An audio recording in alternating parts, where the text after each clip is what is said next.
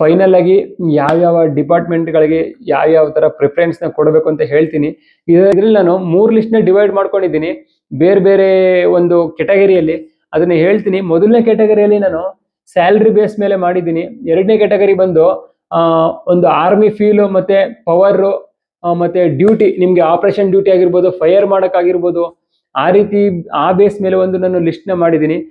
ಮೂರನೇದು ಸೇಫ್ಟಿ ಆಯಿತು, home posting ಆಯಿತು, ಮತ್ತೆ ಫ್ಯಾಮಿಲಿ ಜೊತೆಲಿ ಇಟ್ಕೊಂಡು ಒಂದು ಡ್ಯೂಟಿನ ಮಾಡ್ಕೊಂಡು ಹೋಗುವಂಥದ್ದು. ಈ ಥರ 3 ಲಿಸ್ಟ್ನ ಮಾಡ್ಕೊಂಡಿದ್ದೀನಿ. ಈಗ ಒಂದೊಂದು ಲಿಸ್ಟ್ ಬಗ್ಗೆ ನಾನು ನಿಮಗೆ ಡೀಟೇಲ್ ಆಗಿ ಹೇಳ್ತೀನಿ. Hi hello SSC GD tigers, ಜೈ ಹಿಂದ್.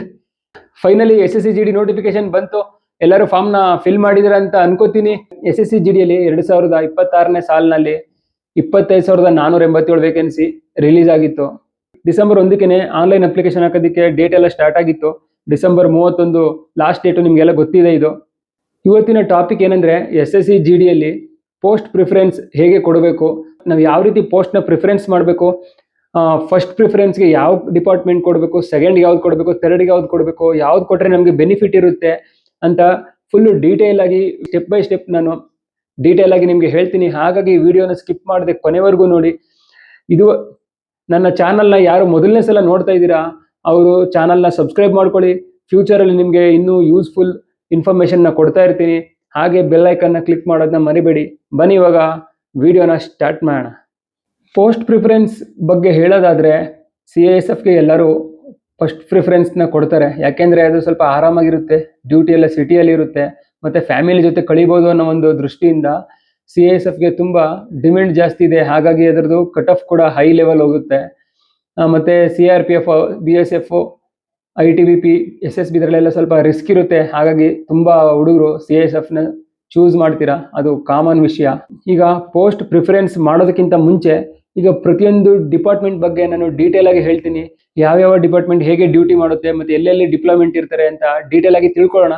ಅದಾದಮೇಲೆ ನಿಮಗೆ ವಿಡಿಯೋದ ಕೊನೆಯಲ್ಲಿ ಪೋಸ್ಟ್ ಪ್ರಿಫರೆನ್ಸ್ನ ಹೇಗೆ ಮಾಡಬೇಕು ಅನ್ನೋದನ್ನ ವಿವರವಾಗಿ ಹೇಳ್ತೀನಿ. ಮೊದಲನೇದಾಗಿ CISF ಬಗ್ಗೆ ತಿಳ್ಕೊಳ್ಳೋಣ. CISF ಅಂದರೆ ಸೆಂಟ್ರಲ್ ಇಂಡಸ್ಟ್ರಿಯಲ್ ಸೆಕ್ಯೂರಿಟಿ ಫೋರ್ಸ್. ನಿಮಗೆ ಹೆಸರಲ್ಲೇ ಗೊತ್ತಾಗ್ತಾ ಇದೆ CISFದು ಡ್ಯೂಟಿ ಏನಂತ. CISFದು ಡ್ಯೂಟಿ ಲೊಕೇಶನ್ಸ್ ಎಲ್ಲ ಸಿಟಿಯಲ್ಲೇ ಇರುತ್ತೆ. ಏನು ಒಂದು ಸೆಂಟ್ರಲ್ ಗೌರ್ಮೆಂಟ್ ಅಂಡರಲ್ಲಿ ದೊಡ್ಡ ದೊಡ್ಡ ಇಂಡಸ್ಟ್ರೀಸ್ ಆಯಿತು, ಮತ್ತು ಫ್ಯಾಕ್ಟ್ರೀಸ್ ಆಯಿತು, ಮತ್ತು ಏರ್ಪೋರ್ಟ್ ಇರ್ಬೋದು, ಮೆಟ್ರೋ ಸ್ಟೇಷನ್ಸ್ ಇರ್ಬೋದು, ಇಲ್ಲೆಲ್ಲ CISF ಡ್ಯೂಟಿ ಮಾಡುತ್ತೆ. ಮೇಯ್ನಾಗಿ ಏರ್ಪೋರ್ಟು, ಮೆಟ್ರೋ, ದೊಡ್ಡ ದೊಡ್ಡ ಇಂಡಸ್ಟ್ರಿಗಳಲ್ಲಿ ನೀವು CISFನ ನೋಡಿರ್ತೀರಾ. ಅದು ಬಿಟ್ಟು ಇನ್ನು ಎಲ್ಲೆಲ್ಲಿ ಅವರು ಲೊಕೇಟ್ ಆಗಿರ್ತಾರೆ ಅಂತ ನಾನು ಹೇಳ್ತೀನಿ. Nuclear plants, ONGC, BHEL, NTPL, NTPC, ಸೀಪೋರ್ಟ್ಸು, ಮತ್ತು ಸೆಂಟ್ರಲ್ ಗೌರ್ಮೆಂಟ್ನ ಬಿಲ್ಡಿಂಗ್ಗಳು ಎಲ್ಲೆಲ್ಲಿ ಇರುತ್ತೆ ಮೇನ್ ಆಗಿರೋದು ಅದು CISFನ ಒಂದು ಡ್ಯೂಟಿ ಲೊಕೇಶನ್ಸ್ ಆಗಿರುತ್ತೆ. CISF ಡ್ಯೂಟಿ ಅಂದರೆ ನಿಮಗೆ ಇವಾಗ ಆಲ್ಮೋಸ್ಟ್ ಗೊತ್ತಾಗಿರ್ಬೋದು. ಏರ್ಪೋರ್ಟಲ್ಲೆಲ್ಲ ಏನು ಚೆಕ್ ಮಾಡ್ತಾರೆ ಅಂದ್ಬಿಟ್ಟು ಬ್ಯಾಗೇಜ್ ಚೆಕ್ ಇರುತ್ತೆ, ಮತ್ತು ಸೆಕ್ಯೂರಿಟಿ ಚೆಕ್ ಮಾಡ್ತಾರೆ. ಮತ್ತು ಅದು ಬಿಟ್ಟರೆ ಇಂಡಸ್ಟ್ರಿಯಲಲ್ಲಿ ಸೆಕ್ಯೂರಿಟಿನ ಕೊಡೋದು, ಮತ್ತು VIP ಸೆಕ್ಯೂರಿಟಿನ ಕೂಡ CISF ಅವ್ರು ಮಾಡ್ತಾರೆ. ಸ್ಯಾಲ್ರಿ ಬಗ್ಗೆ ಮಾತಾಡೋದಾದರೆ ಸ್ಯಾಲ್ರಿ ಕಡಿಮೆ ಇದೆ. ಯಾಕೆಂದರೆ ಇದು ಪ್ಲೇನ್ ಏರಿಯಾದಲ್ಲಿ ಡ್ಯೂಟಿ ಮಾಡೋದ್ರಿಂದ, ಸಿಟಿಗಳಲ್ಲಿ ಡ್ಯೂಟಿ ಮಾಡೋದ್ರಿಂದ CRPF ಮತ್ತು ITBP, BSFಗೆ ಕಂಪೇರ್ ಮಾಡಿದ್ರೆ ಸ್ಯಾಲ್ರಿ ಕಡಿಮೆ ಇರುತ್ತೆ. ಈಗ ಎರಡನೇದಾಗಿ SSB ಬಗ್ಗೆ ಮಾತಾಡೋಣ. SSB ಅಂದರೆ ಸಶಸ್ತ್ರ ಸೀಮಾ ಬಲ ಅಂತ. ಮೇನ್ ಡ್ಯೂಟಿ ಬಂದು ಬಾರ್ಡರ್ ಡ್ಯೂಟಿ ಆಗಿದೆ. ಯಾವ್ಯಾವ ಬಾರ್ಡರ್ ಅಂದರೆ ಏನೋ ಒಂದು ಇಂಡೋ ನೇಪಾಳ್ ಅಂತ ಹೇಳ್ತೀವಿ, ಇಂಡಿಯಾ ಮತ್ತು ನೇಪಾಳ್ ಬಾರ್ಡ್ರು, ಮತ್ತು ಇಂಡಿಯಾ ಮತ್ತು ಭೂಟಾನ್ ಬಾರ್ಡ್ರದು ಒಂದು ಸುರಕ್ಷತೆನ ಕಾಪಾಡೋದೇ SSBನ ಮೇನ್ ಡ್ಯೂಟಿ ಆಗಿದೆ. ಸಶಸ್ತ್ರ ಸೀಮಾ ಬಲಲ್ಲಿ ಏನೋ ಒಂದು ಗಡಿಯಲ್ಲಿ ಒಂದು ಸ್ಮಗ್ಲಿಂಗ್ ಆಗ್ಬೋದು, ಮತ್ತು ಆ ದೇಶದಿಂದ ಈ ದೇಶಕ್ಕೆ ಟೆರರಿಸ್ಟ್ಗಳು ಒಂದು ನುಸುಳುವಂಥದ್ದು ಆಗಿರಬಹುದು, ಮತ್ತು ಏನೇ ಒಂದು ಇಲ್ಲೀಗಲ್ ಕೆಲಸಗಳು ಬಾರ್ಡ್ರಲ್ಲಿ ಆಗುತ್ತೆ ಅದನ್ನು SSB ಅವರು ತಡೀತಾರೆ. ತಮ್ಮ ಜೀವದ ಹಂಗನ್ನು ತೊರೆದು ಒಂದು ಡ್ಯೂಟಿನ ಮಾಡ್ತಾರೆ. ಇದು SSB ಅವರ ಡ್ಯೂಟಿ, ಇದು ಅವರ ಮೇನ್ ಡ್ಯೂಟಿ.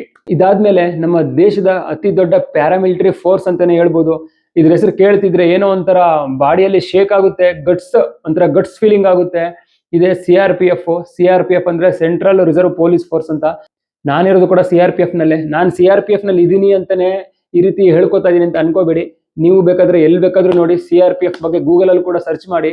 CRPFನ ಧೈರ್ಯ ಮತ್ತು ಸಾಹಸ ಮತ್ತು ಅದರದ್ದು ಡ್ಯೂಟಿ ಎಲ್ಲ ಹೇಗಿದೆ, ಎಷ್ಟೊಂದು ಅಚೀವ್ಮೆಂಟ್ನ ಮಾಡಿದ್ದಾರೆ CRPF ಅವರು, ತನ್ನ ದೇಶಕ್ಕಾಗಿ ಎಷ್ಟು ಬಲಿದಾನನ ಕೊಟ್ಟಿದ್ದಾರೆ ನಮ್ಮ CRPFನ ಯೋಧರು ಅಂದ್ಬಿಟ್ಟು ಒಂದು ನಿಮಗೆ ಗೊತ್ತಾಗುತ್ತೆ. ಈಗ CRPFನ ಮೇನ್ ಡ್ಯೂಟಿ ಏನು ಅಂತ ತಿಳ್ಕೊಳ್ಳೋಣ. CRPF ಅಂದರೆ ಸೆಂಟ್ರಲ್ ರಿಸರ್ವ್ ಪೊಲೀಸ್ ಫೋರ್ಸ್ ಅಂತ. CRPF ಮೇನ್ ಡ್ಯೂಟಿ ಏನಂದ್ರೆ ನಮ್ಮ ದೇಶದಲ್ಲಿ ಒಂದು ಆಂತರಿಕ ಸುರಕ್ಷತೆಯನ್ನು ಕಾಪಾಡೋದು, ಏನು ಇಂಟರ್ನಲ್ ಸೆಕ್ಯೂರಿಟಿ ಅಂತ ಹೇಳ್ತೀವಿ. ಹಂಗಂದ್ರೆ ದೇಶದಲ್ಲಿ ಎಲ್ಲಿ ಕೋಮು ದಂಗೆ, ಗಲಭೆಗಳಾಗೋದು, ಜಗಳಗಳಾಗೋದು, ಹಿಂದೂ ಮುಸ್ಲಿಂ ಗಲಾಟೆ ಆಗ್ಬೋದು, ಇನ್ನೊಂದಾಗ್ಬೋದು, ಮತ್ತೊಂದಾಗ್ಬೋದು, ರಾಜಕೀಯ ಗಲಾಟೆಗಳಾಗ್ಬೋದು, ಇದನ್ನೆಲ್ಲ CRPF ಕಂಟ್ರೋಲ್ ಮಾಡುತ್ತೆ. ಮತ್ತೆ ಅದಾದ್ಮೇಲೆ ಎಲೆಕ್ಷನ್ ಡ್ಯೂಟಿನೂ ಕೂಡ CRPF ನಡೆಸೋದು.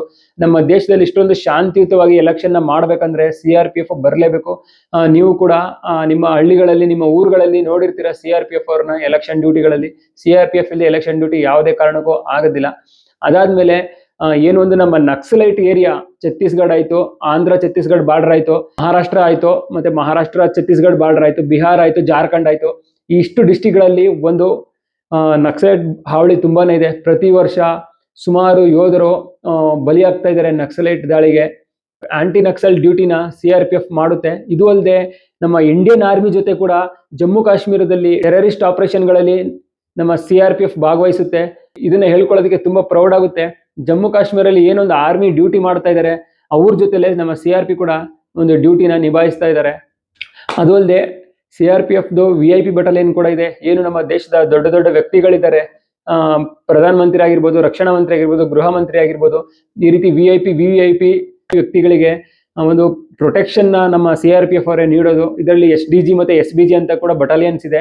SDG ಅಂದ್ರೆ ಸ್ಪೆಷಲ್ ಡ್ಯೂಟಿ ಗ್ರೂಪ್, ಮತ್ತೆ SPG ಅಂದ್ರೆ ಸ್ಪೆಷಲ್ ಪ್ರೊಟೆಕ್ಷನ್ ಗ್ರೂಪ್ ಅಂತ. ಅದು ನಿಮ್ಗೆ ಡಿಪಾರ್ಟ್ಮೆಂಟ್ಗೆ ಬಂದ್ಮೇಲೆ ಗೊತ್ತಾಗುತ್ತೆ, ಇವಾಗ ಹೇಳಿದ್ರೆ ಅಷ್ಟು ಅರ್ಥ ಆಗೋದಿಲ್ಲ. ಇದೆಲ್ಲ ನಮ್ಮ CRPF ನಿಭಾಯಿಸೋದು. ಇದಾದ್ಮೇಲೆ BSF ಬಗ್ಗೆ ಮಾತಾಡೋದಾದ್ರೆ, BSF ಅಂದ್ರೆ ಬಾರ್ಡರ್ ಸೆಕ್ಯೂರಿಟಿ ಫೋರ್ಸ್ ಅಂತ. ನಿಮ್ಗೆ ಹೆಸರಲ್ಲೇ ಗೊತ್ತಾಗ್ತಾ ಇದೆ, ಇದು ಕೂಡ ನಮ್ಮ ಇಂಡಿಯಾದ ಒಂದು ಬಾರ್ಡರ್ನ ಸುರಕ್ಷತೆಯಾಗಿ ಒಂದು ಇರುವಂತ ಫೋರ್ಸ್ ಇದು. BSF ಯಾವ ಬಾರ್ಡರ್ ಅಲ್ಲಿ ಡ್ಯೂಟಿ ಮಾಡುತ್ತೆ ಗೊತ್ತಾ ನಿಮ್ಗೆ? ಇಂಡಿಯಾ ಪಾಕಿಸ್ತಾನ್ ಬಾರ್ಡರ್ ಎಲ್ಲೆಲ್ಲ ಬರುತ್ತೆ ಇಂಡಿಯಾದಲ್ಲಿ ಅಂದ್ರೆ ಪಂಜಾಬ್ ಅಲ್ಲಿ ಬರುತ್ತೆ. ಪಂಜಾಬ್, ರಾಜಸ್ಥಾನ, ಗುಜರಾತ್ ಮತ್ತೆ JNK, ಈ 4 ಸ್ಟೇಟ್ಗಳಲ್ಲಿ ಇಂಡಿಯಾ ಪಾಕಿಸ್ತಾನ್ ಜೊತೆಗೆ ಬಾರ್ಡರ್ನ ಶೇರ್ ಮಾಡ್ಕೊಂಡಿದೆ. ಇದಿಷ್ಟು ಜಾಗಗಳಲ್ಲಿ ನಮ್ಮ BSF ಅವರು ಒಂದು ಬಾರ್ಡರ್ನ ಸೇಫ್ಟಿನ ಕಾಯ್ಕೊಂಡಿರ್ತಾರೆ. ಅದಾದ್ಮೇಲೆ ಕೋಸ್ಟಲ್ ಏರಿಯಾ ಅಂದ್ರೆ ಏನೊಂದು ಸಮುದ್ರ ಪ್ರದೇಶಗಳಿದೆ, ವೆಸ್ಟ್ ಬೆಂಗಾಲ್ ಆಯ್ತು, ಗುಜರಾತ್ ಆಯ್ತು, ಇಲ್ಲಿ ಸಮುದ್ರ ಪ್ರದೇಶಗಳಲ್ಲೂ ಕೂಡ ನಮ್ಮ BSF ನವರು ಡ್ಯೂಟಿ ಮಾಡ್ತಾರೆ. ಇನ್ನ ಇವ್ರ ಡ್ಯೂಟಿ ಬಗ್ಗೆ ನಿಮ್ಗೆ ಗೊತ್ತಾಗಿದೆ, ಬಾರ್ಡರ್ ಅಲ್ಲಿ ಪೆಟ್ರೋಲಿಂಗ್ ಮಾಡ್ತಾ ಇರ್ತಾರೆ, ಮತ್ತೆ ಬಾರ್ಡರ್ ಅಲ್ಲಿ ಟೆರರ್ ಆಕ್ಟಿವಿಟೀಸ್ ಆಯ್ತು, ಮತ್ತೆ ಸ್ಮಗ್ಲಿಂಗ್ ಆಯ್ತು, ಇದನ್ನೆಲ್ಲ ತಡೀತಾರೆ. ಮತ್ತೆ ಬಾರ್ಡರ್ ಹತ್ರ ಇರೋ ಒಂದು ಸಿಟಿಗಳಲ್ಲಿ, ಊರುಗಳಲ್ಲೆಲ್ಲ ಒಂದು ಲಾ ಅಂಡ್ ಆರ್ಡರ್ ಡ್ಯೂಟಿನ ಮಾಡ್ತಾರೆ. ಆರ್ಮಿ ಬಂದ್ಬಿಟ್ಟು ಸೆಕೆಂಡ್ ಲೈನ್ ಡಿಫೆನ್ಸ್ ಅಲ್ಲಿ ಇರುತ್ತೆ, BSF ಫಸ್ಟ್ ಲೈನ್ ಡಿಫೆನ್ಸ್ ಅಲ್ಲಿ ಇರೋದು. ಯಾಕೆಂದ್ರೆ BSF ಬಾರ್ಡರ್ ಅಲ್ಲಿ ಇರ್ತಾರೆ, ಆರ್ಮಿ ಇಂಟರ್ನಲ್ ಅಲ್ಲಿ ಇರ್ತಾರೆ. ಏನೇ ಒಂದು ಆಕ್ಟಿವಿಟಿ ನಡೆದ್ರು ಬಾರ್ಡರ್ ಅಲ್ಲಿ ಫಸ್ಟ್ ರೆಸ್ಪಾನ್ಸ್ ಮಾಡಿದೆ BSF. ಅದಾದ್ಮೇಲೆ ಆರ್ಮಿ ಅವ್ರಿಗೆ ಇನ್ಫಾರ್ಮೇಶನ್ ಹೋಗುತ್ತೆ, ಅವಾಗ ಆರ್ಮಿ ಅವರು ನೆಕ್ಸ್ಟ್ ಸ್ಟೆಪ್ ನ ತಗೋತಾರೆ. ಅವಾಗ BSF ಅವರು ಅವ್ರ ಜೊತೆಗೂಡಿ ರೆಸ್ಪಾನ್ಸ್ ಮಾಡ್ತಾರೆ. ಆಮೇಲೆ ಆರ್ಮಿ ಅವರು ಫ್ರಂಟ್ ಲೈನ್ ಅಲ್ಲಿ ನಿಂತ್ಕೊಂಡು ಏನು ಒಂದು ವಾರ್ ಆಗಿರ್ಬೋದು, ಮತ್ತೆ ಆಪರೇಷನ್ಸ್ ಆಗಿರ್ಬೋದು, ಅದನ್ನೆಲ್ಲ ಮುಂದೆ ನಿಂತ್ಕೊಂಡು ಮಾಡ್ತಾರೆ. ಆದ್ರೆ ಫಸ್ಟ್ ಲೈನ್ ಅಲ್ಲಿ ಇರೋದೇ BSF. ಇದಾದ್ಮೇಲೆ ನೆಕ್ಸ್ಟ್ ಡಿಪಾರ್ಟ್ಮೆಂಟ್ ಬಂದು ITBP ಬಗ್ಗೆ ಹೇಳೋದಾದ್ರೆ, ಇಂಡೋ ಟಿಬೆಟ್ ಬಾರ್ಡರ್ ಪೊಲೀಸ್ ಅಂತ. ITBP ಯೋಧರನ್ನ ಹಿಮವೀರರು ಅಂತಾರೆ. ಹಿಮವೀರರು ಅಂತ ಯಾಕೆ ಅಂತಾರೆ ಗೊತ್ತಾ? ಇವಾಗ ಡಿಸೆಂಬರ್ ತಿಂಗಳ ನಡೀತಾ ಇದೆ ಅಲ್ವಾ, ನಮ್ ಕಡೆ ಸ್ವಲ್ಪ ಚಳಿ ಇದೆ ಲೈಟ್ ಆಗಿ. ಅದೇ ಇವಾಗ ಹಿಮಾಚಲ್ ಪ್ರದೇಶ, ಜಮ್ಮು ಕಾಶ್ಮೀರ, ಉತ್ತರಾಖಂಡ್, ಲಡಾಖ್, ಸಿಕ್ಕಿಮು, ಅರುಣಾಚಲ್, ಇದಿಷ್ಟು ಪ್ಲೇಸ್ಗಳಲ್ಲಿ ನೀವು ಒಂದು ಟೆಂಪ್ರೇಚರ್ ಎಷ್ಟಿರುತ್ತೆ ಅಂದ್ರೆ, ಈಗ -15ರಿಂದ -20, ಕೆಲವು ಕಡೆ -25ರಿಂದ -30 ಡಿಗ್ರಿ ಟೆಂಪ್ರೇಚರ್ ಇರುತ್ತೆ. ಈ ಟೆಂಪ್ರೇಚರ್ ಅಲ್ಲಿ ಏನು ನಮ್ಮ ಬಾಡಿಲಿ ಒಂದು ಮೂಳೆಗಳಿದೆ, ಆ ಮೂಳೆಗಳೇ ಕೂಡ ಕರ್ಗೋಗ್ಬಿಡುತ್ತೆ, ಅಷ್ಟೊಂದು ಹಾರ್ಡ್ ಇರುತ್ತೆ ಚಳಿ. ಆ ಚಳಿಲೂ ಕೂಡ ತಮ್ಮ ಜೀವದ ಹಂಗನ ತೊರೆದು ಡ್ಯೂಟಿ ಮಾಡೋದೇ ನಮ್ಮ ಹಿಮವೀರರು, ITBPಯ ಸೋಲ್ಜರ್ಗಳು. ಇವರೆಲ್ಲೆಲ್ಲಿ ಡ್ಯೂಟಿ ಮಾಡ್ತಾರೆ ಅಂತ ಇವಾಗ ಹೇಳಿದೆ. ಹೈ ಆಲ್ಟಿಟ್ಯೂಡ್ ಏರಿಯಾ ಅಂದ್ರೆ ಭೂಮಿಯಿಂದ ತುಂಬಾ ಎತ್ತರ ಇರುವಂತ ಪ್ರದೇಶಗಳಲ್ಲಿ ಇವರು ಡ್ಯೂಟಿನ ಮಾಡ್ತಾರೆ. ಇವಾಗ ನಾನು ಹೇಳಿದೆ, ಲಡಾಖ್ ಆಗಿರ್ಬೋದು, ಹಿಮಾಚಲ್ ಪ್ರದೇಶ ಆಗಿರ್ಬೋದು, ಅರುಣಾಚಲ್ ಪ್ರದೇಶ ಆಗಿರ್ಬೋದು, ಮತ್ತೆ ಉತ್ತರಾಖಂಡ್ ಆಗಿರ್ಬೋದು, ಸಿಕ್ಕಿಂ ಆಗಿರ್ಬೋದು, ಏನೊಂದು ನಾರ್ತ್ ಈಸ್ಟ್ ಏರಿಯಾ ಇದೆ, ಈ ಬಾರ್ಡರ್ಗಳಲ್ಲಿ ನಮ್ಮ ಇಂಡಿಯಾನ ಚಳಿ ಅಂತ ಲೆಕ್ಕ ಮಾಡ್ದೇನೆ ಇವರು ಒಂದು ತಮ್ಮ ಕರ್ತವ್ಯನ ನಿಭಾಯಿಸ್ತಾ ಇದ್ದಾರೆ. ನಮ್ಮ ಹಿಮವೀರರಿಗೆ ಒಂದು ಸಲ್ಯೂಟ್. ಇದೇನು ಇವಾಗ ನಾನು 5 ಸ್ಟೇಟ್ಗಳನ್ನ ಹೇಳಿದೆ, ಇದನ್ನ ಹಿಮಾಲಯ ಬಾರ್ಡರ್ ಅಂತಾನೆ ಹೇಳ್ತೀವಿ. ಈ ಹಿಮಾಲಯ ಬಾರ್ಡರ್ನ ರಕ್ಷಣೆ ಮಾಡದೆ ITBPಯ ಮುಖ್ಯ ಕಾರ್ಯ ಆಗಿರುತ್ತೆ. ಒಂದೊಂದು ಬಟಾಲಿಯನ್ಗೆ ಇಷ್ಟು ಏರಿಯಾ ಅಂತ ಕೊಟ್ಟಿರ್ತಾರೆ, ಆ ಏರಿಯಾದಿಂದ ಆ ಏರಿಯಾವರೆಗೆ ಪೆಟ್ರೋಲಿಂಗ್ ನ ಮಾಡ್ತಾರೆ. ಪೆಟ್ರೋಲಿಂಗ್ ಅಂದ್ರೆ ಒಂದು ಕಡೆಯಿಂದ ಇನ್ನೊಂದು ಕಡೆಗೆ ನಡ್ಕೊಂಡು ಹೋಗೋದು, ಒಂದು ಸರ್ಚಿಂಗ್ ನ ಮಾಡ್ತಾ, ಅದನ್ನೇ ಪೆಟ್ರೋಲಿಂಗ್ ಅಂತ ಹೇಳ್ತೀವಿ. ಮತ್ತೆ ಮೌಂಟೇನರಿಂಗ್ ಅಂಡ್ ರೆಸ್ಕ್ಯೂ ಆಪರೇಷನ್ ಅಂತ ಎಲ್ಲ ಮಾಡ್ತಾರೆ. ಮೌಂಟೇನರಿಂಗ್ ಅಂದ್ರೆ ನಿಮ್ಗೆಲ್ಲ ಗೊತ್ತೇ ಇರುತ್ತೆ, ಬೆಟ್ಟ ಅಂತ ದೊಡ್ಡ ದೊಡ್ಡ ಬೆಟ್ಟಗಳೆಲ್ಲ ಇರುತ್ತೆ. ಅಲ್ಲಿ ಏನೇ ಒಂದು ಆಪರೇಷನ್ ನಡೆದ್ರು, ಈಗ ಶತ್ರು ದೇಶಗಳವರು ಬಂದು ಅಟ್ಯಾಕ್ ಮಾಡಿದ್ರು, ಅಲ್ಲೆಲ್ಲ ಇವರು ಒಂದು ಡಿಫೆನ್ಸ್ ನ ಕಾಯ್ಕೊಂಡು ಅವ್ರಿಗೆ ಮತ್ತೆ ಅವ್ರು ಕೊಡೋಂತ ಏಟಿಗೆ ಎದುರೇಟು ಕೊಡ್ತಾ ಒಂದು ಡ್ಯೂಟಿನ ಮಾಡೋದಿದೆಯಲ್ಲ, ಅದು ತುಂಬಾ ಚಾಲೆಂಜಿಂಗ್ ಆಗಿರುತ್ತೆ. ಅದ್ರ ಜೊತೆಗೆ ಇವರು CRPF BSF ತರನೇ ಇಂಟರ್ನಲ್ ಸೆಕ್ಯೂರಿಟಿ ಡ್ಯೂಟಿನೂ ಕೂಡ ಮಾಡ್ತಾರೆ. ಮತ್ತೆ ಅಸ್ಸಾಂ ರೈಫಲ್ ಬಗ್ಗೆ ಹೇಳೋದಾದ್ರೆ, ಇದು ಅಸ್ಸಾಮು ಮತ್ತೆ ನಾರ್ತ್ ಈಸ್ಟ್ ಅಲ್ಲಿ ಮಾತ್ರ ಡಿಪ್ಲೊಮೆಂಟ್ ಇರುತ್ತೆ. ಹಾಗಾಗಿ ನಮ್ಮ ಕರ್ನಾಟಕದವ್ರಿಗೆ ಇದು ಅಷ್ಟೊಂದು ಬೆನಿಫಿಟ್ ಇಲ್ಲ ಅಂತ ಅನ್ಕೋತೀನಿ. ಯಾಕೆಂದ್ರೆ ಇದು ಬರೀ ನಾರ್ತ್ ಈಸ್ಟ್ ಮತ್ತೆ ಅಸ್ಸಾಮಲ್ಲಿ ಡಿಪ್ಲೊಮೆಂಟ್ ಇರುತ್ತೆ. ನೀವು ಏನೋ ಒಂದು 20 ವರ್ಷ ಡ್ಯೂಟಿ ಮಾಡಿದ್ರು ಕೂಡ ನೀವು ನಾರ್ತ್ ಈಸ್ಟ್ ಅಲ್ಲೇ ಇರಬೇಕಾಗುತ್ತೆ. ನಿಮ್ಗೆ ಹೋಮ್ ಟೌನ್ ಆಗಿ ಅಥವಾ ಸೌತ್ ಇಂಡಿಯಾಗೂ ಕೂಡ ಬರೋಕ್ ಆಗೋದಿಲ್ಲ. ಹಾಗಾಗಿ ಅಸ್ಸಾಂ ರೈಫಲ್ ಲಾಸ್ಟ್ ಪ್ರಿಫರೆನ್ಸ್ ಅಲ್ಲಿ ನೀವು ಕೊಡಿ. ಈಗ ಯಾವ್ದು ಜಾಬೇ ಸಿಗ್ತಾ ಇಲ್ಲ, ವಿಧಿನೇ ಇಲ್ಲ, ಹೋಗ್ಲೇಬೇಕು ಅನ್ಬೇಕಾರೆ ನೀವು ಅಸ್ಸಾಂ ರೈಫಲ್ ನ ಚೂಸ್ ಮಾಡ್ಬೋದು. ಯಾಕಂದ್ರೆ ಈಗ CRPF ಆಯ್ತು, CISF ಆಯ್ತು, BSF ಆಯ್ತು, ITBP ಆಯ್ತು, ಇದೆಲ್ಲ ನಾವು ಸಿಟಿಗಳ ಕಡೆನೂ ಬರೋಕೆ ಚಾನ್ಸಸ್ ಇರುತ್ತೆ. ಅಸ್ಸಾಂ ರೈಫಲ್ ಮಾತ್ರ ಏನೊಂದು ನಾರ್ತ್ ಈಸ್ಟ್, ಏನೊಂದು 7 ಸಿಸ್ಟರ್ಸ್ ಅಂತ ಹೇಳ್ತೀವಿ, ತ್ರಿಪುರ ಆಗಿರ್ಬೋದು, ಅಸ್ಸಾಂ ಆಗಿರ್ಬೋದು, ನಾಗಾಲ್ಯಾಂಡ್, ಮಣಿಪುರ್, ಮಿಜೋರಾಮ್, ಸಿಕ್ಕಿಮು, ಅರುಣಾಚಲ್ ಪ್ರದೇಶ್, ಈ 7 ಸ್ಟೇಟ್ಗಳಿದೆ, ಅಲ್ಲೇ ಇರ್ತಾರೆ ಡಿಪ್ಲೊಮೆಂಟ್ ಇವರು. ಸೊ ಅಸ್ಸಾಂ ರೈಫಲ್ ನಮ್ಮ ಕರ್ನಾಟಕದವರಿಗೆ ಸ್ವಲ್ಪ ದೂರನೇ. ಹಾಗಾಗಿ ಲಾಸ್ಟ್ ಪ್ರಿಫರೆನ್ಸ್ ನ ಕೊಡಿ ನೀವು.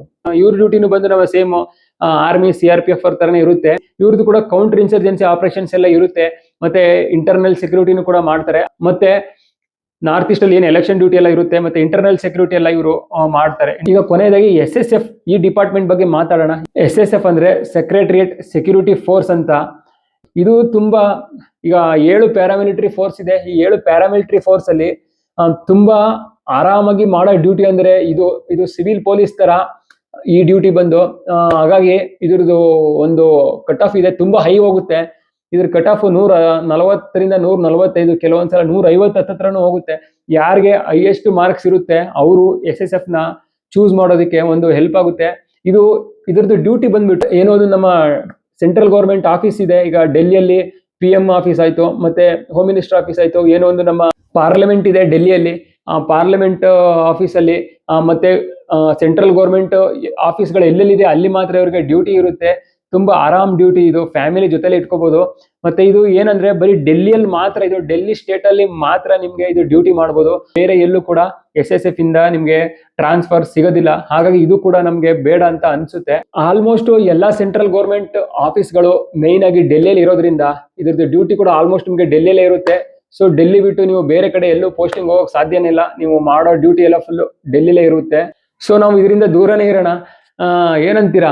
ಇದು ನನ್ನ ಕಡೆಯಿಂದ ಸಜೆಷನ್. ನಿಮ್ಗೆ ಹೋಗ್ಬೇಕಂತ ಆಸೆ ಇದ್ರೆ ಹೋಗ್ಲೇಬೇಕು, ನಾನು ಅಲ್ಲೇ ಇರ್ತೀನಿ, ಡೆಲ್ಲಿಲೇ ಡ್ಯೂಟಿ ಮಾಡ್ತೀನಿ ಅಂದ್ರೆ ಹೋಗ್ಬೋದು, ಏನ್ ತೊಂದರೆ ಇಲ್ಲ. ನನ್ನ ಸಜೆಷನ್ ಅಷ್ಟೇ. ಇದಿಷ್ಟು ನಮ್ಮ ಪ್ಯಾರಾಮಿಲಿಟರಿ ಡಿಪಾರ್ಟ್ಮೆಂಟ್ ಮತ್ತೆ ಅದು ಹೆಂಗೆ ಡ್ಯೂಟಿ ಇರುತ್ತೆ ಅದ್ರ ಬಗ್ಗೆ ಡೀಟೇಲ್ ಆಯ್ತು. ಈಗ ಪ್ರತಿಯೊಂದು ಡಿಪಾರ್ಟ್ಮೆಂಟ್ ಗಳ ಲೀವ್ ಬಗ್ಗೆ ಮಾತಾಡೋಣ. ಯಾವ ಡಿಪಾರ್ಟ್ಮೆಂಟ್ ಅಲ್ಲಿ ಎಷ್ಟೆಷ್ಟು ರಜಾ ಕೊಡ್ತಾರೆ ಪ್ರತಿ ವರ್ಷಕ್ಕೆ ಅಂತ ತಿಳ್ಕೋಣ. CISF ನಲ್ಲಿ 30 ದಿನ EL ಸಿಗುತ್ತೆ, ಮತ್ತೆ 15 ದಿನ EL ಸಿಗುತ್ತೆ. ವರ್ಷಕ್ಕೆ 45 ದಿನ ಮಾತ್ರ ರಜಾ ಇರುತ್ತೆ. ಮತ್ತೆ SSF ನಲ್ಲಿ 30 ದಿನ EL ಮತ್ತೆ 8 ದಿನ CL ಇರುತ್ತೆ. ಮತ್ತೆ ಪ್ರತಿ ಸಂಡೇ ಆಫ್ ಇರುತ್ತೆ. ನಿಮ್ನ ಯಾರು ಯಾವ ಡ್ಯೂಟಿಗೂ ಕರೆಯಲ್ಲ. SSF ಅಲ್ಲಿ ತುಂಬಾ ಕಡಿಮೆ ರಜೆಗಳು, ಯಾಕೆಂದ್ರೆ ಅದು ಸಿವಿಲ್ ಡ್ಯೂಟಿ ತರ. ಹಾಗಾಗಿ ಫ್ಯಾಮಿಲಿ ಜೊತೆಲೇ ಇರ್ಬೋದು, ಹಾಗಾಗಿ ರಜೆಗಳು ಕಡಿಮೆ. ಮತ್ತೆ CISF ಅಲ್ಲಿ ಕೂಡ ರಜೆಗಳು ಕಡಿಮೆ. ಅದಾದ್ಮೇಲೆ ಉಳಿಕೆ ಡಿಪಾರ್ಟ್ಮೆಂಟ್ಗಳು CRPF, BSF, SSB, ITBP, Assam rifle, ಇವ್ರಿಗೆ ವರ್ಷಕ್ಕೆ 60 ದಿನ EL ಅಂದ್ರೆ 2 ತಿಂಗಳು, ಮತ್ತೆ 15 ದಿನ CL ಇರುತ್ತೆ. ಟೋಟಲ್ 75 ದಿನ ರಜಾ ಇರುತ್ತೆ. ಇದಿಷ್ಟು ರಜದ ಡೀಟೇಲ್ಸ್. ಸ್ಯಾಲ್ರಿ ಬಗ್ಗೆ ಮಾತಾಡೋದಾದ್ರೆ, ಸ್ಯಾಲ್ರಿ ಇವಾಗ ನಿಮ್ಗೆ ಜಾಯ್ನ್ ಆದ ತಕ್ಷಣ 35,000 ಸ್ಯಾಲ್ರಿ ಇರುತ್ತೆ ಟ್ರೈನಿಂಗ್ ಪೀರಿಯಡ್ ಅಲ್ಲಿ. ಅದಾದ್ಮೇಲೆ ನೀವು ಟ್ರೈನಿಂಗ್ ನ ಮುಗಿಸ್ಕೊಂಡು ಬಟಾಲಿಯನ್ಗೆ ಡಿಪ್ಲೊಮೆಂಟ್ ಹೋದ್ಮೇಲೆ ಎಲ್ರದ್ದು ಸ್ಯಾಲ್ರಿ ಚೇಂಜ್ ಆಗುತ್ತೆ. ನೀವು ಯಾವ ಏರಿಯಾಗೆ ಹೋಗ್ತಾ ಇದ್ದೀರಾ ಅದ್ರ ಮೇಲೆ ನಿಮ್ಮ ಸ್ಯಾಲ್ರಿ ಡಿಪೆಂಡ್ ಆಗುತ್ತೆ. ಮತ್ತೆ ಡಿಪಾರ್ಟ್ಮೆಂಟ್ಗಳ ಮೇಲೂ ಕೂಡ ಡಿಪೆಂಡ್ ಆಗುತ್ತೆ. ಈಗ ನೀವು SSF ಹೋಗಿ ಅಲ್ಲಿ ಸ್ಯಾಲ್ರಿ ಕಡಿಮೆ, CISF ಹೋಗಿ ಸ್ಯಾಲ್ರಿ ಕಡಿಮೆ. ನೀವು ಸ್ಯಾಲ್ರಿ ಚೆನ್ನಾಗಿ ಬೇಕಂದ್ರೆ CRPF, BSF, ITBP, SSB ಈ ಡಿಪಾರ್ಟ್ಮೆಂಟ್ಗೆ ನೀವು ಬರಬೇಕಾಗುತ್ತೆ. ಈ ಡಿಪಾರ್ಟ್ಮೆಂಟ್ಗಳಲ್ಲೂ ಕೂಡ ಸ್ಯಾಲ್ರಿ ಒಂದು ಫೀಲ್ಡ್ ಪೋಸ್ಟಿಂಗು ಮತ್ತೆ ಪ್ಲೇನ್ ಪೋಸ್ಟಿಂಗ್ ಅಂತ ಇರುತ್ತೆ. ನೀವು ಏನು ಪ್ಲೇನ್ ಪೋಸ್ಟಿಂಗ್ ಅಂದ್ರೆ ಸಿಟಿ ಇರುತ್ತೆ. ಇವಾಗ ಬೆಂಗಳೂರು, ಚೆನ್ನೈ, ಹೈದರಾಬಾದ್, ಡೆಲ್ಲಿ, ಮಧ್ಯಪ್ರದೇಶ, ಈ ರೀತಿ ಒಂದು ಪ್ಲೇನ್ ಏರಿಯಾಗಳಿರುತ್ತೆ. ಇದರಲ್ಲಿ ಸ್ವಲ್ಪ ಸ್ಯಾಲ್ರಿ ಕಡಿಮೆನೇ ಇರುತ್ತೆ. ಇನ್ನು ಫೀಲ್ಡ್ ಪೋಸ್ಟಿಂಗ್ ಅಂದ್ರೆ ಛತ್ತೀಸ್ಗಢ, ಶ್ರೀನಗರ್, ಏನು ಜಮ್ಮು ಕಾಶ್ಮೀರ ಅಂತ ಹೇಳ್ತೀವಿ, ಮತ್ತೆ ಬಾರ್ಡರ್ಗಳು, ಇಲ್ಲೆಲ್ಲ ಸ್ಯಾಲ್ರಿ ಚೆನ್ನಾಗಿ ಸಿಗುತ್ತೆ. ಅಲ್ಲಿ ರಿಸ್ಕ್ ಅಲೌನ್ಸ್ ನಿಮ್ಗೆ 21,000ದಿಂದ 25,000ವರೆಗೆ ಎಕ್ಸ್ಟ್ರಾ ಸ್ಯಾಲ್ರಿ ಇರುತ್ತೆ. ಹಾಗಾಗಿ ನಿಮ್ಮ ಪೋಸ್ಟಿಂಗು ಮತ್ತೆ ಏರಿಯಾಗಳು, ಲೊಕೇಶನ್ ಮೇಲೆ ಸ್ಯಾಲ್ರಿ ಡಿಪೆಂಡ್ ಆಗಿರುತ್ತೆ. ಇದಿಷ್ಟು ಓವರ್ ಆಲ್ ಡಿಪಾರ್ಟ್ಮೆಂಟ್ಗಳ ಡ್ಯೂಟಿಗಳು, ಸ್ಯಾಲ್ರಿ ಮತ್ತೆ ಒಂದು ರಜೆಗಳ ಡೀಟೇಲ್ಸ್ ಆಯ್ತು. ಇವಾಗ ಫೈನಲ್ ಆಗಿ ಫಾರ್ಮ್ ನ ಫಿಲ್ ಮಾಡ್ಬೇಕಂದ್ರೆ ಫೈನಲ್ ಆಗಿ ಯಾವ್ಯಾವ ಡಿಪಾರ್ಟ್ಮೆಂಟ್ಗಳಿಗೆ ಯಾವ್ಯಾವ ತರ ಪ್ರಿಫರೆನ್ಸ್ ನ ಕೊಡಬೇಕು ಅಂತ ಹೇಳ್ತೀನಿ. ಇದರಲ್ಲಿ ನಾನು 3 ಲಿಸ್ಟ್ ನ ಡಿವೈಡ್ ಮಾಡ್ಕೊಂಡಿದ್ದೀನಿ ಬೇರೆ ಬೇರೆ ಒಂದು ಕೆಟಗರಿಯಲ್ಲಿ. ಅದನ್ನ ಹೇಳ್ತೀನಿ. ಮೊದಲನೇ ಕ್ಯಾಟಗರಿಯಲ್ಲಿ ನಾನು ಸ್ಯಾಲ್ರಿ ಬೇಸ್ ಮೇಲೆ ಮಾಡಿದ್ದೀನಿ. ಎರಡನೇ ಕ್ಯಾಟಗರಿ ಬಂದು ಒಂದು ಆರ್ಮಿ ಫೀಲು ಮತ್ತೆ ಪವರ್ ಮತ್ತೆ ಡ್ಯೂಟಿ, ನಿಮ್ಗೆ ಆಪರೇಷನ್ ಡ್ಯೂಟಿ ಆಗಿರ್ಬೋದು, ಫೈರ್ ಮಾಡೋಕ್ಕಾಗಿರ್ಬೋದು, ಆ ರೀತಿ ಆ ಬೇಸ್ ಮೇಲೆ ಒಂದು ನಾನು ಲಿಸ್ಟ್ನ ಮಾಡಿದ್ದೀನಿ. ಮೂರನೇದು ಸೇಫ್ಟಿ ಆಯಿತು, ಹೋಮ್ ಪೋಸ್ಟಿಂಗ್ ಆಯಿತು, ಮತ್ತೆ ಫ್ಯಾಮಿಲಿ ಜೊತೆಲಿ ಇಟ್ಕೊಂಡು ಒಂದು ಡ್ಯೂಟಿನ ಮಾಡ್ಕೊಂಡು ಹೋಗುವಂಥದ್ದು. ಈ ತರ 3 ಲಿಸ್ಟ್ನ ಮಾಡ್ಕೊಂಡಿದ್ದೀನಿ. ಈಗ ಒಂದೊಂದು ಲಿಸ್ಟ್ ಬಗ್ಗೆ ನಾನು ನಿಮಗೆ ಡೀಟೇಲ್ ಆಗಿ ಹೇಳ್ತೀನಿ. ಈಗ ಮೊದಲನೇದು, ನಿಮಗೆ ಸ್ಯಾಲ್ರಿ ಬೇಕಂದ್ರೆ, ಚೆನ್ನಾಗಿ ಒಳ್ಳೆ ಸಂಬಳ ಬೇಕು, ನಿಮಗೆ ಚೆನ್ನಾಗಿ ಅರ್ನಿಂಗ್ಸ್ನ ಮಾಡಬೇಕು ಅಂತ ನೀವು ಅನ್ಕೊಂಡಿದ್ರೆ ಪ್ರಿಫರೆನ್ಸ್ನ ಈ ರೀತಿ ಕೊಡಿ. ಪೋಸ್ಟ್ ಪ್ರಿಫರೆನ್ಸ್ ಬಂದ್ಬಿಟ್ಟು ನೀವು ಫಾರ್ಮ್ ಫಿಲ್ ಮಾಡಬೇಕಾದ್ರೆ BSFಗೆ A code, CISF B code, CRPFಗೆ ಸಿ ಕೋಡು, SSBಗೆ ಡಿ ಕೋಡು, ಮತ್ತೆ ITBPಗೆ ಇ ಕೋಡು, ಅಸ್ಸಾಂ ರೈಫಲ್ಗೆ ಎಫ್ ಮತ್ತೆ SSFಗೆ ಎಚ್ ಕೋಡ್ನ ಕೊಟ್ಟಿದ್ದಾರೆ. ನೀವು ಸ್ಯಾಲ್ರಿ ಚೆನ್ನಾಗಿ ಬೇಕು, ಸ್ಯಾಲ್ರಿ ಬೇಸ್ ಮೇಲೆ ನೀವು ಪ್ರಿಫರೆನ್ಸ್ನ ಚೂಸ್ ಮಾಡೋದಾದ್ರೆ, ನನಗೆ ರಿಸ್ಕ್ ಎಲ್ಲ ಇದೇನು ಪರವಾಗಿಲ್ಲ, ನನಗೆ ಸ್ಯಾಲ್ರಿ ಚೆನ್ನಾಗಿ ಬೇಕು ಅಂತ ಒಂದು ಆ ಸ್ಯಾಲ್ರಿ ಬೇಸ್ನ ನೀವು ಚೂಸ್ ಮಾಡೋದಾದ್ರೆ, ಮೊದಲನೇದಾಗಿ ನೀವು ಸಿ ಕೊಡಿ, CRPFನ ಚೂಸ್ ಮಾಡಿ ಫಸ್ಟ್ ಪ್ರಿಫರೆನ್ಸ್ ಅಲ್ಲಿ.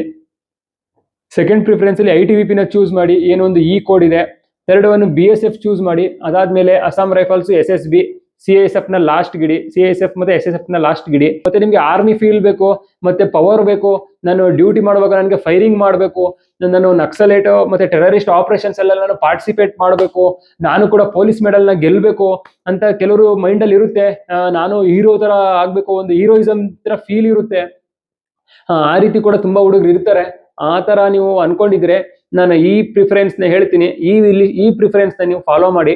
ಅದರಲ್ಲಿ ನೀವು ಫಸ್ಟ್ ಪ್ರಿಫರೆನ್ಸ್ CRPF ನೇ ಕೊಡಿ, ಸೆಕೆಂಡ್ ಪ್ರಿಫರೆನ್ಸ್ ಇದು ಕೊಡಿ, ಯಾವುದು ಅಸ್ಸಾಂ ರೈಫಲ್ಸ್ ಕೊಡಿ, ಏನೊಂದು ಎಫ್ ಕೋಡ್ ಇದೆ. ಥರ್ಡ್ ಪ್ರಿಫರೆನ್ಸ್ BSF ಕೊಡಿ. ಅದಾದ್ಮೇಲೆ SSB, CISF, ITBP ನ ಕೊಡಿ. ಇದರಲ್ಲಿ ನಿಮ್ಗೆ ಆರ್ಮಿ ಫೀಲ್ ಪಕ್ಕಾ ಸಿಗುತ್ತೆ, ಏನೊಂದು ಆಕ್ಷನ್ ಇರುತ್ತೆ ಇದರಲ್ಲಿ. ಅದಾದ್ಮೇಲೆ ನಿಮ್ಗೆ ಸೇಫ್ಟಿ ಬೇಕು, ನನಗೆ ಹೋಮ್ ಪೋಸ್ಟಿಂಗ್ ಬೇಕು, ನನ್ನ ಫ್ಯಾಮಿಲಿ ಜೊತೆನೆ 20 ವರ್ಷ ಸರ್ವಿಸ್ನ ಮಾಡಬೇಕು, ನನಗೆ ರಿಸ್ಕ್ ಬೇಡ ಅಂತ ಯೋಚನೆ ಮಾಡೋರು, ನೀವು ಫಸ್ಟ್ ಪ್ರಿಫರೆನ್ಸ್ CISF ಕೊಡಿ. ಅದಾದ್ಮೇಲೆ SSB ಕೊಡಿ, ಅದಾದ್ಮೇಲೆ BSF ಕೊಡಿ, ITBP ಕೊಡಿ, CRPF ಕೊಡಿ, ಮತ್ತೆ ಅಸ್ಸಾಂ ರೈಫಲ್ಸ್ ನ ಕೊಡಿ. ಇದಿಷ್ಟು ಪ್ರಿಫರೆನ್ಸ್ ಲಿಸ್ಟ್ ಆಗಿತ್ತು. ರಿಸ್ಕ್ ಇರುವಂತ ಡಿಪಾರ್ಟ್ಮೆಂಟ್ ಯಾವ್ದು ಅಂತ ನಿಮ್ಗೆ ಆಲ್ರೆಡಿ ಗೊತ್ತಾಗಿದೆ. ರಿಸ್ಕ್ ಇರೋ ಡಿಪಾರ್ಟ್ಮೆಂಟ್ ಫಸ್ಟ್ ಆಗಿ CRPF ಬರುತ್ತೆ, ಅದಾದ್ಮೇಲೆ ITBP, ಅದಾದ್ಮೇಲೆ SSB, ಅದಾದ್ಮೇಲೆ CISF, ಕೊನೆಯದಾಗಿ SSF ಬರುತ್ತೆ. ಇದರಲ್ಲಿ ನಿಮ್ಗೆ ಗೊತ್ತಾಗ್ತಾ ಇದೆ ಯಾವ್ದ್ರಲ್ಲಿ ಎಷ್ಟು ರಿಸ್ಕ್ ಇದೆ ಅಂತ. ಹಾಗಾಗಿ ನೀವು ಫಾರ್ಮ್ ನ ಫಿಲ್ ಮಾಡುವಾಗ ತುಂಬಾ ಯೋಚನೆ ಮಾಡಿ, ಆ 3 ಸ್ಟೆಪ್ಗಳನ್ನ ಹೇಳಿದೆ, ಆ 3 ಸ್ಟೆಪ್ಗಳನ್ನ ಯೋಚನೆ ಮಾಡಿ. ಸ್ಯಾಲ್ರಿ ಬೇಕಾ, ರಿಸ್ಕ್ ಇದ್ರೂ ನಡೆಯುತ್ತೆ, ಮತ್ತೆ ನನಗೆ ಹೋಮ್ ಪೋಸ್ಟಿಂಗ್ ಬೇಕು, ಇಲ್ಲಾಂದ್ರೆ ನನಗೆ ಆರ್ಮಿ ಪವರ್ ತರ ಇರುವಂತ ಡ್ಯೂಟಿ ಡಿಪಾರ್ಟ್ಮೆಂಟ್ ಬೇಕು ಅಂತ ಇದನ್ನೆಲ್ಲ ಯೋಚನೆ ಮಾಡ್ಕೊಂಡು ನೀವು ಒಂದು ಪೋಸ್ಟ್ ಪ್ರಿಫರೆನ್ಸ್ ನ ಸೆಲೆಕ್ಟ್ ಮಾಡಿ. ಒಂದ್ಸಲ ನೀವು ಸೆಲೆಕ್ಟ್ ಮಾಡಿ ಸಬ್ಮಿಟ್ ಮಾಡಿದ್ಮೇಲೆ ಮತ್ತೆ ಯಾವುದೇ ಕಾರಣಕ್ಕೂ ಚೇಂಜ್ ಆಗಲ್ಲ. ಮತ್ತೆ ಇನ್ನೊಂದು ಪಾಯಿಂಟ್, ಒಂದು ಎಕ್ಸಾಂಪಲ್ ಹೇಳ್ತೀನಿ. ಈಗ ನೀವು 110 ಮಾರ್ಕ್ಸ್ ನ ತೆಗ್ದಿರ್ತೀರಾ ಅನ್ಕೊಳ್ಳಿ, ನೀವು CISF ನ ಚೂಸ್ ಫಸ್ಟ್ ಪ್ರಿಫರೆನ್ಸ್ ಕೊಟ್ಟಿರ್ತೀರಾ. CISF ಗೆ ನಿಮ್ಗೆ ಎಷ್ಟು 115 ಮಾರ್ಕ್ಸ್ ಕಟ್ ಆಫ್ ಇಟ್ಟಿರ್ತಾರೆ, ನಿಮ್ಗೆ 5 ಮಾರ್ಕ್ಸ್ ಕಡಿಮೆ ಇದೆ, ಅವಾಗ ನಿಮ್ಗೆ CISF ಸಿಗಲ್ಲ. ಅದ್ರ ಕೆಳಗಡೆ ಯಾವ್ದಿರುತ್ತೆ, BSF ಇರುತ್ತೆ. BSF ಗೆ ಅವರು 110 ಮಾರ್ಕ್ಸ್ ನ ಇಟ್ಟಿರ್ತಾರೆ ಅನ್ಕೊಳ್ಳಿ, ನೀವು 110 ಮಾರ್ಕ್ಸ್ ನ ತೆಗ್ದಿರ್ತೀರಾ, ಅವಾಗ ನಿಮ್ಗೆ CISF ಸಿಗಲ್ಲ. ಸೆಕೆಂಡ್ ಪ್ರಿಫರೆನ್ಸ್ ಅಲ್ಲಿ ಯಾವ್ದು ಕಟ್ ಆಫ್ ನಿಂತಿದೆ ಆ ಕಟ್ ಆಫ್ ಅಲ್ಲಿರೋ ಡಿಪಾರ್ಟ್ಮೆಂಟ್ ನಿಮ್ಗೆ ಸಿಗುತ್ತೆ. ಅದಕ್ಕೆ ನೀವು ಏನು ಒಂದು ಕನಸು ಕಂಡಿರ್ತೀರಾ, ನಾನು ಈ ಡಿಪಾರ್ಟ್ಮೆಂಟ್ ಯೂನಿಫಾರ್ಮ್ ಹಾಕ್ಬೇಕು, ಈ ಡಿಪಾರ್ಟ್ಮೆಂಟ್ ಯೂನಿಫಾರ್ಮ್ ನಂಗೆ ತುಂಬಾ ಇಷ್ಟ, ನಾನು CRPF ಹೋಗ್ಬೇಕು, ನಾನು CISF ಹೋಗ್ಬೇಕು, ಅಸ್ಸಾಂ ರೈಫಲ್ಸ್ ಹೋಗ್ಬೇಕು ಅಂತ ಸುಮಾರು ಸ್ಟೂಡೆಂಟ್ಗಳು ಕನಸನ್ನ ಕಂಡಿರ್ತೀರಾ. ಹಾಗಾಗಿ ನೀವು ಒಂದು ಹಾರ್ಡ್ ಪ್ರಾಕ್ಟೀಸ್ ನ ಮಾಡಿ, ರಿಟರ್ನ್ ಆಗ್ಲಿ ಫಿಸಿಕಲ್ ಆಗ್ಲಿ ಎಲ್ಲ ಚೆನ್ನಾಗಿ ಪ್ರಾಕ್ಟೀಸ್ ನ ಮಾಡ್ಕೊಳ್ಳಿ. ತಯಾರಿನ ಇವಾಗಲೇ ಶುರು ಮಾಡಿದ್ರೆ ಅಂತ ಅನ್ಕೋತೀನಿ. ಯಾರ್ಯಾರು ತಯಾರಿನ ಶುರು ಮಾಡಿಲ್ಲ, ತಯಾರಿನ ಶುರು ಮಾಡ್ಕೊಳ್ಳಿ. ರಿಟರ್ನ್ ಆಗಿರ್ಲಿ, ಫಿಸಿಕಲ್ ಆಗಿರ್ಲಿ, ಎಲ್ಲದಕ್ಕೂ ಇವಾಗ್ಲಿಂದಾನೆ ಸ್ಟಾರ್ಟ್ ಅಪ್ ಮಾಡ್ಕೊಳ್ಳಿ. ಇನ್ನು ಟೈಮ್ ಇದೆ, ಇನ್ನು 3 ತಿಂಗಳಿದೆ, ಇನ್ನು 6 ತಿಂಗಳಿದೆ ಅಂತ ಯೋಚನೆ ಮಾಡಕ್ ಹೋಗ್ಬೇಡಿ. ಯಾಕಂದ್ರೆ ದಿನಗಳು ಬೇಗ ಬೇಗ ಬರ್ತಾ ಇರುತ್ತೆ. ಯಾರು ಒಂದು ರೊಟೀನ್ ನಲ್ಲಿ ಇದ್ದೀರಾ ಅವ್ರಿಗೇನು ಪ್ರಾಬ್ಲಮ್ ಇಲ್ಲ. ಯಾರು ಇವಾಗ ಹೊಸದಾಗಿ ಅರ್ಜಿನ ಹಾಕ್ತಾ ಇದ್ದೀರಾ ಅಥವಾ ಹೊಸದಾಗಿ ಇವಾಗ ಸ್ಟಾರ್ಟ್ಅಪ್ ಮಾಡ್ತಿದ್ದೀರಾ, ಯಾರ್ದು ಕೆಲವ್ರದೆಲ್ಲ ಇವಾಗ ಮೊದಲನೇ ಭರ್ತಿ ಆಗಿರುತ್ತೆ, ಅಂತವ್ರು ಇವಾಗಿಂದನೇ ಸ್ಟಾರ್ಟ್ ಮಾಡ್ಕೊಳ್ಳಿ. ಕೆಲವರು 2-3 ವರ್ಷದಿಂದ ಅಪ್ಲೈ ಮಾಡಿರ್ತಾರೆ, ಮತ್ತೆ 2 ವರ್ಷ ಗ್ಯಾಪ್ ಆಗಿರುತ್ತೆ, ಈಗ ಅಪ್ಲೈ ಮಾಡಿದ್ದಾರೆ, ಅಂತವ್ರು ಫಿಸಿಕಲ್ ಟಚ್ ಎಲ್ಲ ಹೊರಟೋಗಿರುತ್ತೆ, ಅಂತವ್ರು ಇವಾಗಿಂದನೇ ತಯಾರಿ ಮಾಡ್ಕೊಳ್ಳಿ. ನೀವು ದಿನಕ್ಕೆ 2 ಅವರ್ ಕೊಡ್ಲೇಬೇಕು, ಬೆಳಗ್ಗೆ 1 ಅವರ್, ಈವ್ನಿಂಗ್ 1 ಅವರ್. ಇದಿಷ್ಟು ಇವತ್ತಿನ ವಿಡಿಯೋ ಆಗಿತ್ತು. ನಿಮ್ಗೆ ಎಲ್ಲ ಅರ್ಥ ಆಗಿದೆ ಅಂತ ಅನ್ಕೋತೀನಿ. ವಿಡಿಯೋ ಇಷ್ಟ ಆಗಿದ್ರೆ ವಿಡಿಯೋನ ಲೈಕ್ ಮಾಡಿ, ಏನಾದ್ರು ಡೌಟ್ಸ್ ಇದ್ರೆ ಕಮೆಂಟ್ ಮಾಡಿ, ಮತ್ತೆ ವಿಡಿಯೋನ ನಿಮ್ಮ ಎಲ್ಲ ಸ್ನೇಹಿತರಿಗೂ ಶೇರ್ ಮಾಡಿ. ಯಾರ್ಯಾರು ಇದುವರೆಗೂ ನನ್ನ ಚಾನಲ್ನ ಸಬ್ಸ್ಕ್ರೈಬ್ ಮಾಡಿಲ್ಲ, ಚಾನಲ್ನ ಸಬ್ಸ್ಕ್ರೈಬ್ ಮಾಡ್ಕೊಳ್ಳಿ. ಮತ್ತೆ ನೆಕ್ಸ್ಟ್ ವಿಡಿಯೋದಲ್ಲಿ ಇನ್ನಷ್ಟು ಇನ್ಫಾರ್ಮೇಶನ್ಗಳನ್ನ ತಗೊಂಡು ಬರ್ತೀನಿ. ಅಲ್ಲಿವರೆಗೂ ಬಾಯ್ ಬಾಯ್, ಟೇಕ್ ಕೇರ್, ಜೈ ಹಿಂದ್.